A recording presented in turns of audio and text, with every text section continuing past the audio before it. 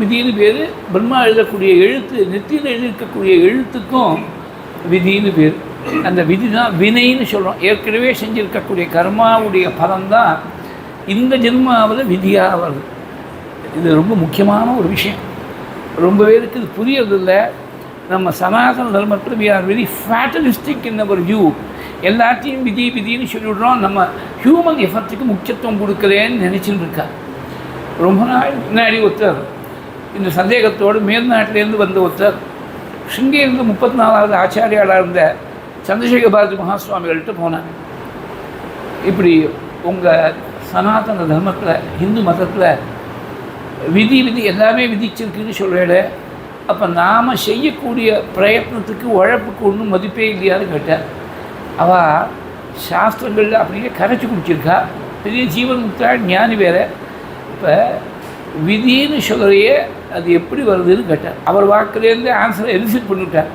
போன ஜென்மாவிலையோ அதுக்கு முந்தின ஜென்மா ஏதோ ஒரு ஜென்மாவை நீ பண்ணியிருக்கக்கூடிய காரியம்தான் இப்போ உனக்கு வினையாக வந்திருக்கு.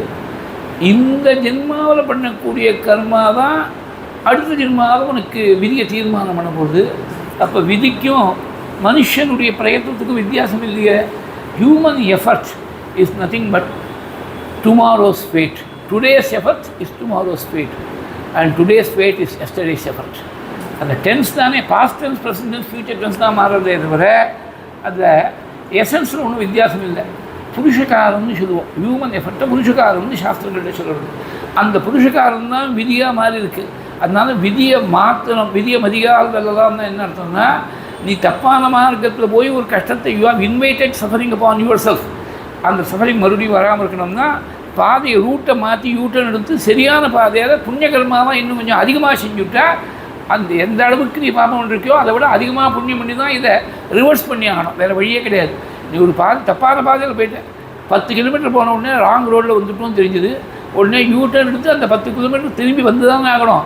எந்த ஜங்ஷன் நீ ரோடு தப்பி போனியோ அந்த ஜங்ஷனில் வந்து சரியான ரோடு பிடிச்சாகணுமே. அது போன இடம் திரும்பி வந்து தான் ஆகணும். வேறு வழியே கிடையாது. அது மாதிரி இப்போ செஞ்ச பாபத்தை மறுபடியும் ரிவர்ஸ் பண்ணிட்டு தான் ஆகணும். அனுபவிச்சு தான் ஆகணும். வேறு வழியே கிடையாது. அனுபவம் தானே. அதே பாதை, அதே 10 கிலோமீட்டர் நீ கவர் பண்ணுறிய காரில், அது ஒரு அனுபவம் தானே. அது மாதிரி சிரமத்தை அனுபவித்து தான் அந்த பாபத்தை கரைச்சின்னு ஆகணும். அப்புறம் ஃபர்தராசிரமம் வராமல் இருக்கிறதுக்கு சரியான பாதையில், புண்ணிய பாதையில் போக வேண்டும். அதனால் விதியும் மனுஷனுடைய பிரயத்னத்துக்கும் there is no inherent contradiction between fate and free will. Philosophy is fate and free will.